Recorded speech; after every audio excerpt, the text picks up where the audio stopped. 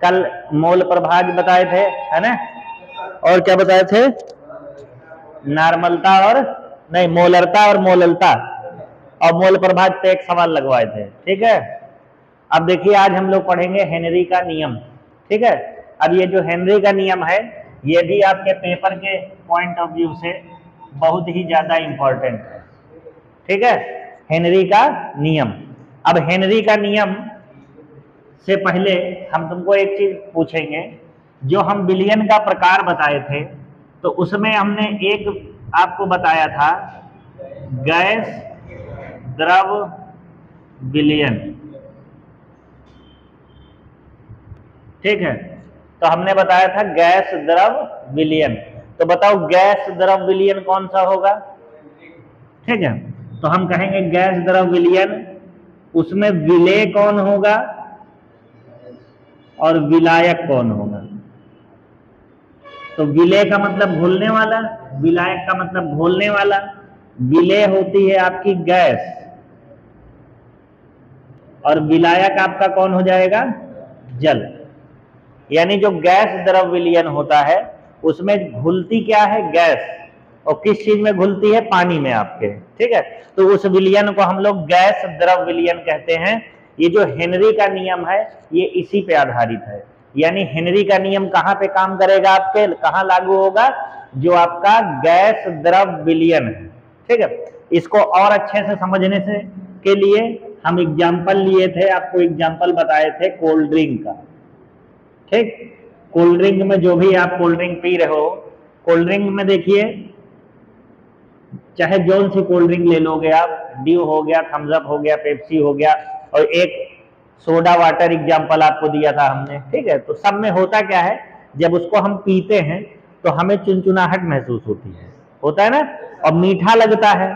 तो जरा ये बताइए आप लोग कि वो चुनचुनाहट क्यों महसूस होती है, गैस के कारण होती है। ये मत सोचिएगा कि उसमें कोई दवा मिला के रखे हैं, ठीक है, या फिर कोई गोली मिला दिए हैं तो उसको पी रहे हैं तो चुनचुनाहट महसूस हो रहा है। ठीक है, ऐसा नहीं होता है। अगर चुनचुनाहट महसूस होने का कारण उसमें क्या होता, अगर दवा होती या कोई गोली होती या कोई केमिकल होता, तो जब आप ढक्कन को थोड़ी देर खोल देते हैं और उसके बाद 15 मिनट के बाद उस कोल्ड ड्रिंक को पीजिए, चुनचुनाहट होती है, नहीं होती। तो ऐसा कैसे हो गया, अगर कोई टैबलेट होती, कोई केमिकल होता जिसको हम मिलाकर उसमें चुनचुनाहट पैदा कर रहे हैं, तो वो तो उसी में घुला हुआ है ना, तो चाहे उसको खोल के अगले दिन पियो तब भी चुनचुनाना चाहिए।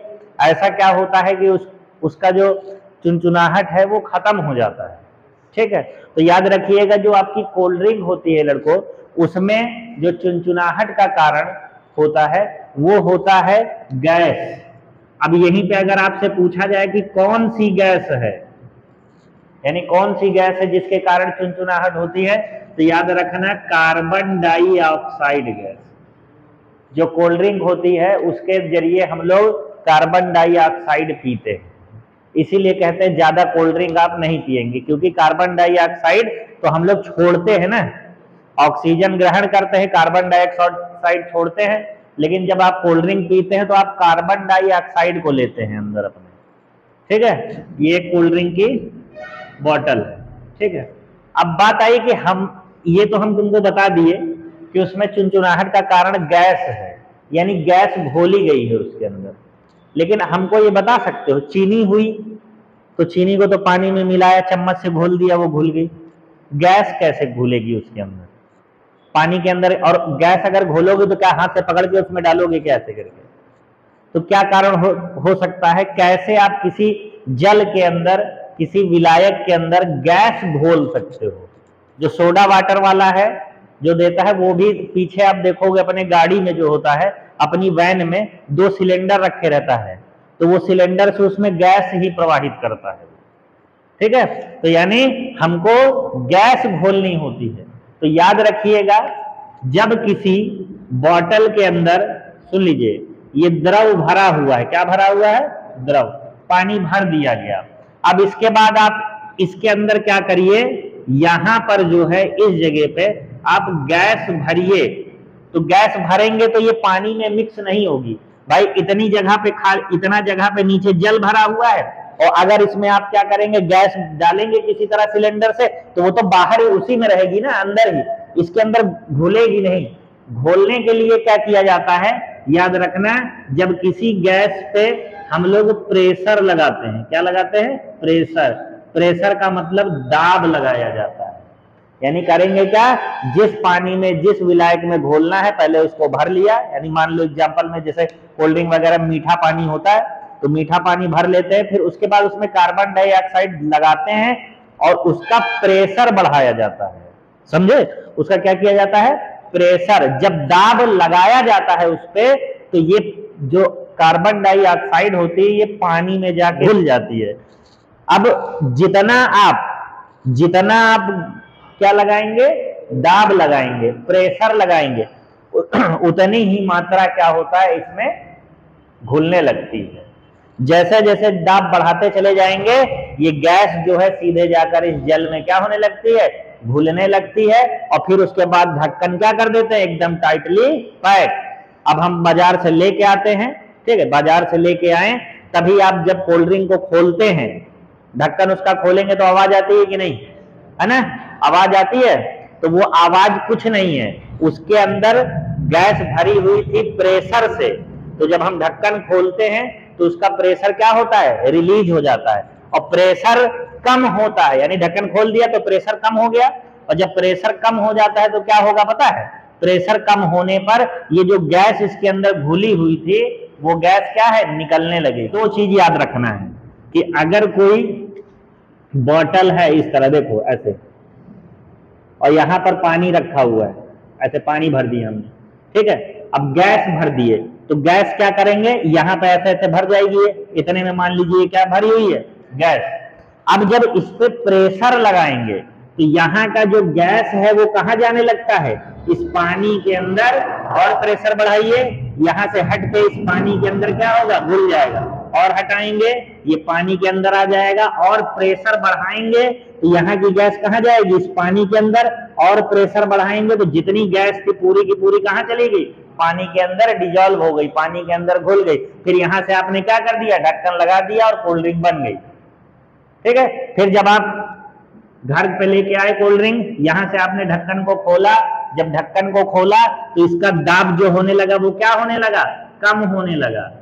जब दाब कम होने लगा तो यहाँ की जो गैस थी वो धीरे धीरे उड़ के कहाँ जा रही है, बाहर की तरफ।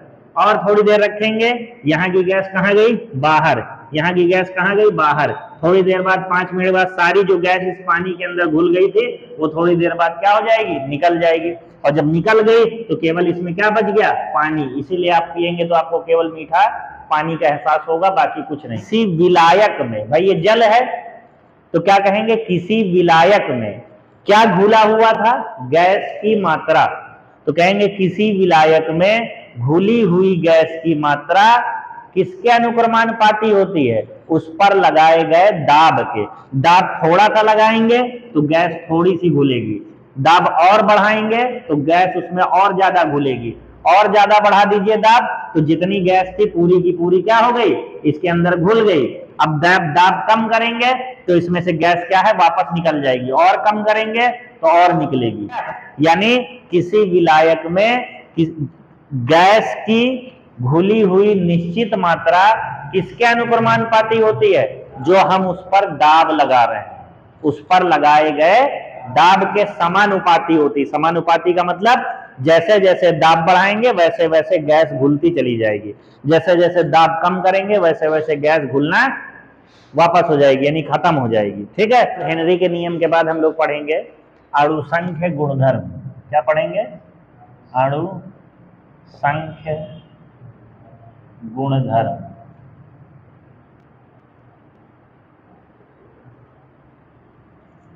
अणुसंख्य गुणधर्म, ठीक है। तो अणुसंख्य गुणधर्म क्या होता है पहले हम ये जान लेते हैं, ठीक है। तो देखो इसके नाम में ही इसका मतलब छुपा हुआ है।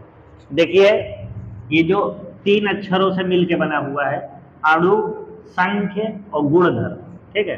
तो पहला अणु, दूसरा संख्य माने संख्या, और तीसरा क्या है आपका गुणधर्म, यानी गुणधर्म का मतलब समझते हो, प्रॉपर्टी, ठीक है।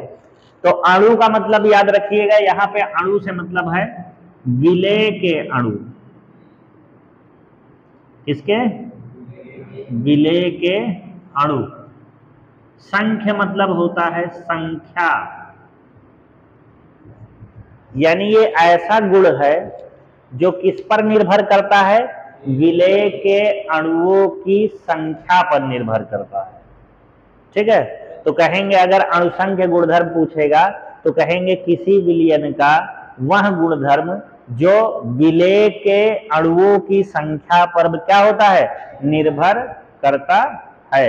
यानी यहां लिख सकते हैं हम कि किसी विलयन के वे गुणधर्म जो किसके संख्या पर, विलेय की या विलेय के अणुओं की संख्या पर निर्भर करते हैं, क्या कहलाएंगे, अणु संख्य गुणधर्म कहलाते हैं। ठीक, किसी विलयन के वे गुणधर्म जो विलेय के अणुओं की संख्या पर निर्भर करते हैं। अब संख्या का मतलब समझते हो क्या होता है? संख्या का मतलब कितने हैं। अब तुमको हम एक चीज समझाते हैं, जैसे मान लीजिए हम आप लोग को पढ़ा रहे हैं, ठीक है, तो स्टूडेंट्स में लड़कियां भी आती हैं और लड़के भी आते हैं, तो हमको किससे मतलब है, ना ही लड़कों से मतलब है और ना ही लड़कियों से मतलब, क्योंकि हमारे लिए स्टूडेंट क्या हो गए, सब बराबर। हमको मतलब किससे है, लड़कों की संख्या यानी छात्रों की संख्या से निर्भर करता है। जैसे हमको मान लीजिए 100 बच्चे पढ़ाने हैं अगर, तो इससे हमको फर्क नहीं पड़ता कि 100 लड़कियां ही होनी चाहिए या 100 लड़के होने चाहिए, 50 लड़के या 50 लड़की, ऐसा कुछ नहीं है। वो हमको 100 से मतलब है। अब वो चाहे लड़का हो जाए सबके सब, चाहे लड़कियां हो जाएं सबके सब, या 50-50 हो जाएं, 40 और 60 हो जाएं, 80 और 20 हो जाएं, सिर्फ हमें किससे मतलब हो रहा है, संख्या से, ना कि उसके किस प्रकार का है इससे मतलब नहीं हो रहा है। उसी तरह वे गुणधर्म जो किस पर निर्भर करेंगे, विलेय के अणुओं की संख्या पर, यानी विलेय की मात्रा पर। यानी जैसे कोई विलयन है और अगर उसमें हम क्या मिला देते हैं, 50 ग्राम चीनी, तो क्या गुण उसके प्रभावित होंगे, क्या बदलेंगे, ठीक है, वो क्या कहलाएंगे, अणुसंख्य गुणधर्म। अब यहां पे समझो हमें किससे मतलब है, अणुओं की संख्या, यानी 50 ग्राम चीनी से अगर हम 50 ग्राम की जगह, चीनी की जगह 50 ग्राम अगर नमक भी डाल देते हैं, तब भी अपने गुणधर्म सब सेम होंगे, क्योंकि हमको इससे मतलब नहीं चल रहा है। यानी इन गुणधर्म को इससे फर्क नहीं पड़ता कि वो चीनी है, कि वो नमक है, कि वो और कोई चीज है। उसको किस चीज से फर्क पड़ रहा है कि 50 ग्राम होना चाहिए, समझे। यानी उसको 50 ग्राम से मतलब है, उसको इससे मतलब नहीं है कि 50 ग्राम चीनी है कि 50 ग्राम नमक है। यानी ऐसे गुणधर्म जो केवल विलेय के अणुओं की संख्या पर निर्भर करते हैं। अब वो विलेय चाहे नमक हो सकता है, चाहे वो चीनी हो सकता है। अगर 10 ठो संख्या में चीनी है तो 10 ठो संख्या में अगर नमक भी डाल देंगे तो गुणधर्म में वही परिवर्तन होगा। ठीक, उसको उसकी प्रकृति से मतलब नहीं है कि नमक है कि चीनी है, वो मीठा है कि नमकीन है, इससे मतलब नहीं, उसको केवल संख्या से मतलब है। जैसे अभी हम बताएं कि पढ़ाने के लिए 100 स्टूडेंट चाहिए, तो हमको 100 संख्या से मतलब है, वो उससे फर्क नहीं पड़ता कि वो लड़की है या लड़का, क्योंकि फीस तो सब सेम देंगे। ठीक है ना, तो वही चीज अगर रखी है, तो किसी विलयन के वे गुणधर्म जो विलेय के अणुओं की संख्या पर निर्भर करते हैं, क्या है, अणुसंख्य गुणधर्म कितने होते हैं ये आप याद रखिएगा। ये 4 प्रकार के होते हैं, यानी ये गुणधर्म कितने होते हैं, 4। पहला होता है क्वथनांक में, नहीं क्वथनांक वाला पहले नहीं, ये 4 होते हैं। एक है वाष्प दाब में, देखो वाष्प दाब में अवनमन क्वथनांक में उन्नयन, हिमांक में अवनमन, और चौथा होता है लड़कों परासरण दाब। यानी अणुसंख्य गुणधर्म कितने प्रकार के होते हैं? 4 होते हैं। वाष्प दाब में अवनमन, अवनमन का मतलब होता है कमी, ठीक। क्वथनांक में उन्नयन, यानी उन्नयन का मतलब बढ़ना। हिमांक में अवनमन यानी घटना, और ये परासरण दाब। वाष्प दाब में अवनमन समझेंगे। देखो आप समझा करो चीजों को, ठीक है, याद नहीं होंगी। इंटर में जो है, अगर आप इंटर के स्टूडेंट हो तो आपको चीजें याद नहीं होंगी। इतना मैटर है, इतना मैटर है कि जब केवल एक ही सब्जेक्ट भी नहीं याद हो पाएगा। जैसे रट्टा मार के, जैसे कक्षा 6, 7, 8, 9 तक पढ़ते हैं, 8 तक, तो वहां रटा जाता है, क्वेश्चनों को क्या कर लिया जाए, रट लिया जाए। यहाँ इतना मैटर है कि रट पाओगे ही नहीं, ठीक है। जैसे अगर आपके पास दिमाग में 4 GB मेमोरी कार्ड है, तो जब उसको रट के भरने की कोशिश करोगे तो मैटर जानते हो कितने का है? 16 GB का है। तो 4 GB तुम्हारा दिमाग है तो क्या हो जाएगा? 4 GB के बाद हैंग होने लगेगा, तो तुम्हारा भी दिमाग क्या हो जाएगा? हैंग हो जाएगा। तो आपको करना क्या है? रटनी नहीं है चीजें, चीजों को समझना है। और घर जाके, जैसे अभी से अगर आप पढ़ रहे हो अगले साल पेपर देने के लिए, तो सबसे बढ़िया साइंस यानी फिजिक्स केमिस्ट्री का सबसे बढ़िया तरीका यही होता है कि आपने यहाँ पे ध्यान से समझा। अब अगर बतियाते रहोगे तो कभी जिंदगी में नहीं आएगा, ठीक है। पेपर देने के समय भी आओगे अगले साल फरवरी में, तब वो ये वाला टॉपिक नहीं बता पाओगे। ऐसा जो है हम देखते आए हैं। और जो लड़का एकदम इस पे फोकस्ड होके उसको समझने की कोशिश करो, हम बोल क्या रहे हैं, क्या समझाना चाह रहे हैं। एक बार में चीज समझ नहीं आती है तो उसको दोबारा समझो। जैसे पिक्चर आप देखते हो, उसमें कहानी होती है ना, तो कहानी समझते हैं कि हाँ अच्छा ये ऐसा हुआ, फिर ऐसा हुआ, ठीक है, इसलिए हीरो इसका पीछा कर रहा है, ये विलन है, सब समझते हो वहां पे ना। बिना समझे पिक्चर देखोगे समझ में आएगा?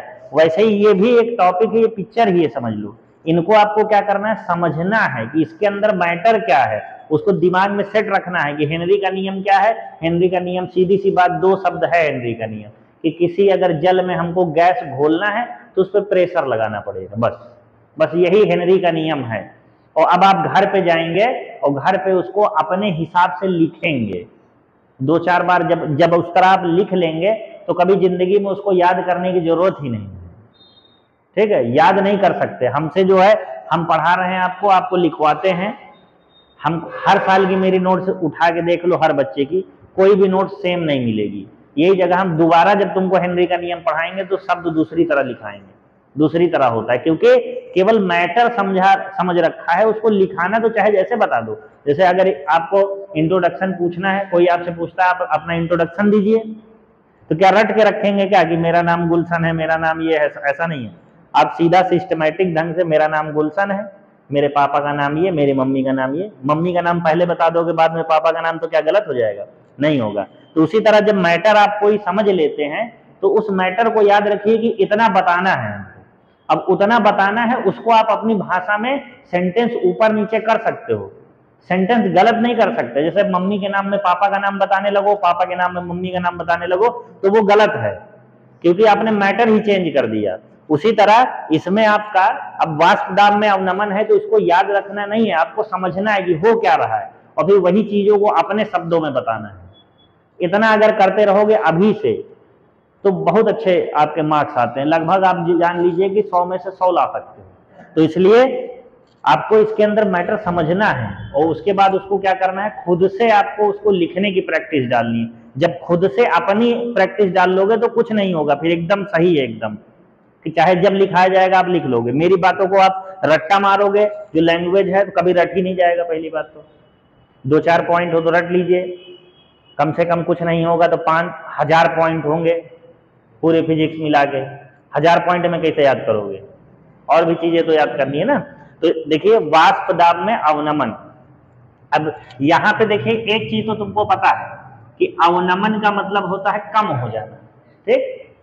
वाष्प दाब का मतलब क्या होता है, वाष्प दाब हम पहले समझा दें तो फिर बताएंगे कि वो कैसे कम हो जाएगा। ठीक है, तो वाष्प दाब समझो। उसके लिए देखो, आप अपने घर में जाएं और एक इतना बड़ा पात्र या बर्तन जो है लें, इसके अंदर आप क्या करेंगे, इतना पानी भर देंगे, इतना आपने भर दिया। अब इसको ऊपर से आप क्या कर दिए, ढक दिए। ठीक, अब इसको आपने गैस पे चढ़ा दिया, चढ़ा दिया। जब आप गैस पे चढ़ाएंगे बच्चों इस तरह, यहां से क्या होने लगा, आपने इसको जला दिया, गैस से आप इसको जला दिए। अब बताइए क्या होगा, ये गर्म होगा। पहले तो ये पूरा पानी गर्म होता है, और इसमें भी गर्म होने का भी तरीका हम बताएंगे। पहले नीचे वाली सतह का जो पानी होता है वो गर्म होता है। मान लीजिए इस जगह का पानी गर्म होगा, और हमेशा याद रखना गर्म वाली वस्तु ऊपर उठने की कोशिश करती है।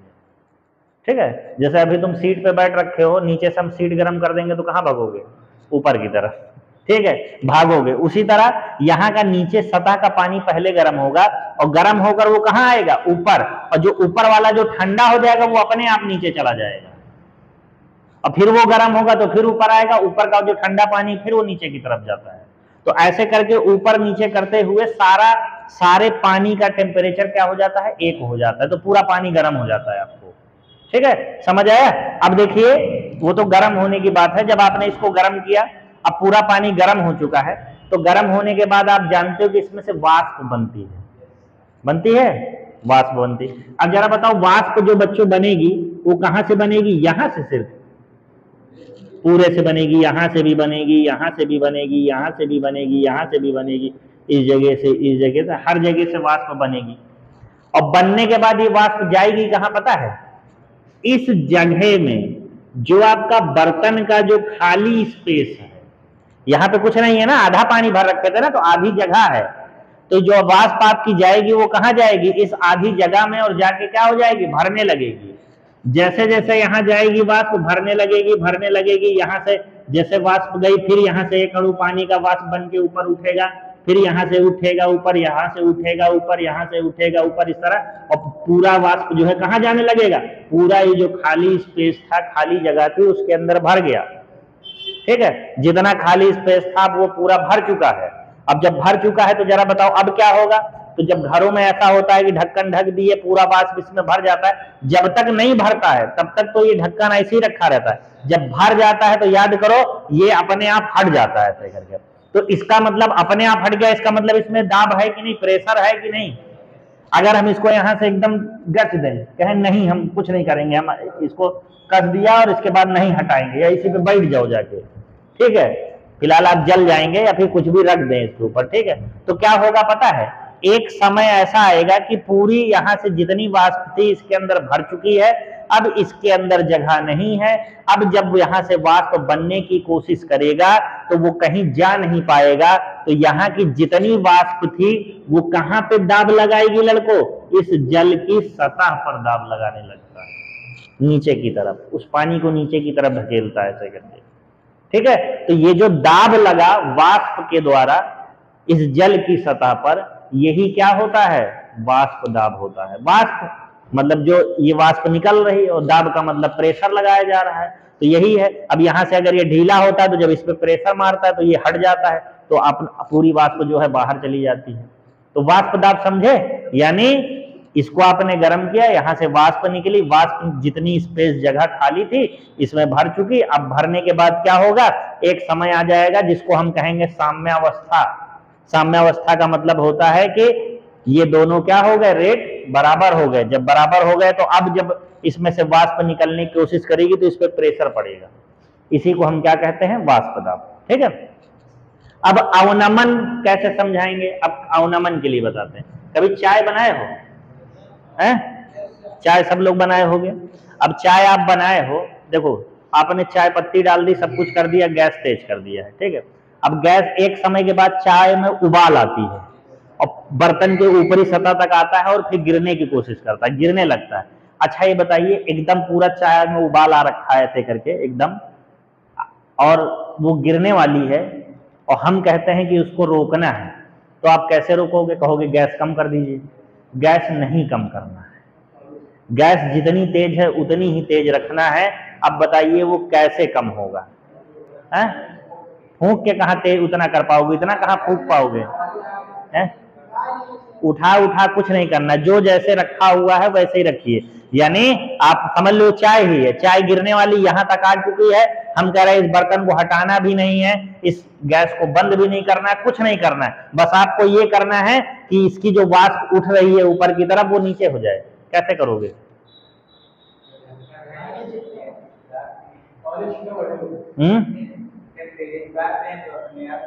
कुछ नहीं। तो देखिए हम बताते हैं, अगर ये चीज हम बताएंगे उसको आप समझ जाएंगे तो ये पूरा मैटर समझ गए। आप जानते क्या करना है? कुछ मत करना है, गैस जितनी तेज है उतना ही रखना, ठीक है। अब उसके बाद जब यहां से आपकी चाय गिरने वाली होगी एकदम ऊपर, और जाना एक मुट्ठी चीनी लेना और उसी में चीनी ऐसे छोड़ देना। कभी किए हो ये चीज? नहीं किए हो ना?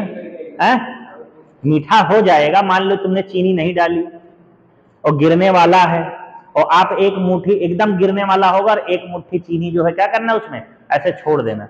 देखोगे तुरंत का तुरंत पूरी वाष्प नीचे हो जाएगी, गैस उतना ही रहेगा, ना ही ढक्कन उठाना है ना ही ढक्कन बंद करना है, कुछ नहीं करना रहेगा तुमको।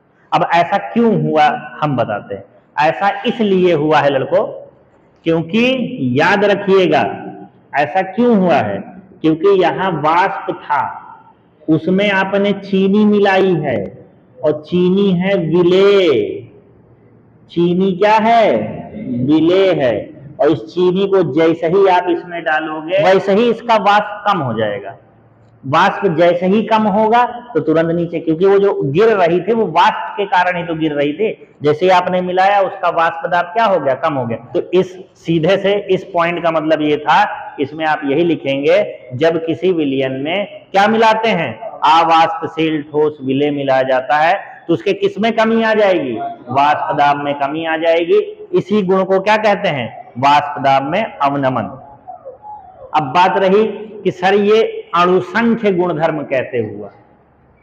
अगर आपसे पूछा जाए अणुसंख्य गुणधर्म, तो हम तुमको यही बताए थे ना कि एक मुट्ठी चीनी आप डालेंगे तो वाष्प दाब कमी हो जाएगी, अगर 2 मुट्ठी डालेंगे तो और कमी होगी, 3 मुट्ठी डालेंगे तो और कमी होगी। अच्छा ये बताइए, अगर उसी चीनी में अगर आप उसी चाय में चीनी की जगह 1 मुट्ठी नमक डालेंगे तब भी कमी आएगी, ठीक है। उसके अंदर चीनी में आप मतलब उसके अंदर आप नमक डाल देंगे तब भी वो नीचे चला जाएगा, लेकिन आप ऐसा करिएगा नहीं, आपकी चाय जो है वो क्या हो जाएगी? नमकीन हो जाएगी। लेकिन अगर देखा जाए तो अगर 1 मुट्ठी चीनी डालेंगे, ठीक है, और 1 मुट्ठी कहने का मतलब है कि अगर 50 अणु चीनी के डालेंगे तो 50 ही अणु अगर आप नमक के भी डालते हैं तो वाष्प दाब में उतनी ही कमी आएगी। इसका मतलब इस गुण को इससे फर्क नहीं पड़ रहा है कि उसमें 1 मुट्ठी चीनी पड़ रही है कि 1 मुट्ठी नमक पड़ रहा है, उसको किससे फर्क पड़ रहा है कि आप कितनी डाल रहे हैं, कितना मात्रा में चीनी मिला रहे हैं, कितना मात्रा में नमक मिला रहे हैं। अगर आपसे ये कहा जाए कि क्यों, यानी नमक मिलाने पर वाष्प दाब में कमी क्यों हो जाता है, तो बताएं क्यों हो जाता है। देखिए ये था पानी, समझिए, आपने नीचे से इसको गर्म किया, हर जगह से वाष्प बन रही है, ऐसे ऐसे यहां से बंद है, बड़ी जल्दी वाष्प इसमें आ जा रही है। अब देखिए जैसे ही आप इसके अंदर नमक मिलाएंगे तो उस नमक, वो नमक का कुछ भाग, यानी वो नमक के कुछ अणु क्या करेंगे? उस सतह को क्या कर देंगे? घेर लेंगे। उसका आयतन, वो जो नमक है उसके अणु घेर लेंगे, और जब घेर लेंगे तो जब सतह कम बचा, जब कम बचा तो क्या होगा? वाष्प, ऐसा समझ लो कि वाष्प यहां से निकलेगा, यहां से निकलेगा, यहां से निकलेगा, लेकिन यहां से तो निकल ही नहीं पाएगा। ऐसा ये समझाने के लिए बता रहे हैं कि जहां से जगह खाली मिलेगी वहां से निकलेगा, लेकिन यहां से तो निकल ही नहीं पाएगा, क्योंकि यहाँ का भाग किसने घेर रखा है? नमक के अणुओं ने घेर रखा है। इसलिए पहले की अपेक्षा वाष्प क्या होगी? कम निकलेगी, और पहले की अपेक्षा जब कम निकलेगी तो इसका मतलब दाब क्या होगा? कम बनेगा। इसीलिए इसको कहते हैं वाष्प दाब में कमी। तो जब किसी विलयन में आप वाष्पशील ठोस विलेय मिलाते हैं तो उसके वाष्प दाब में कमी आ जाती है, इसे ही हम क्या कहते हैं? वाष्प दाब में अवनमन कहते हैं। कारण यानी क्यों ऐसा होता है? ठोस मिलाने पर क्या होगा? उसके द्वारा विलायक यानी जो वो जल है उसका कुछ क्षेत्रफल क्या कर लिया जाएगा, घेर लिया जाएगा, जिससे कम वाष्प बनती है। ठीक है, क्या होगा यहाँ पे लिखेंगे कम वाष्प बनती है। ठीक है, और वाष्प दाब में क्या आ जाती है, कमी आ जाती है। उदाहरण हम अगर लिखना चाहें तो यही लिखेंगे कि जल में नमक मिलाने पर वह देर में उबलता है। ठीक है, तो ये इतना क्या हो गया आपका, वाष्प दाब में अवनमन खत्म हो गया। ये आपका आप क्या पढ़ रहे हैं, मेन टॉपिक पढ़ रहे हैं अणुसंख्य गुणधर्म। उसका पहला पार्ट हमने पढ़ लिया है वाष्प दाब में अवनमन। ठीक है, उसका पहला पार्ट वाष्प दाब में अवनमन आपने पढ़ लिया है। जो 3 भाग है वो हम क्या करेंगे, कल पढ़ेंगे। ठीक है।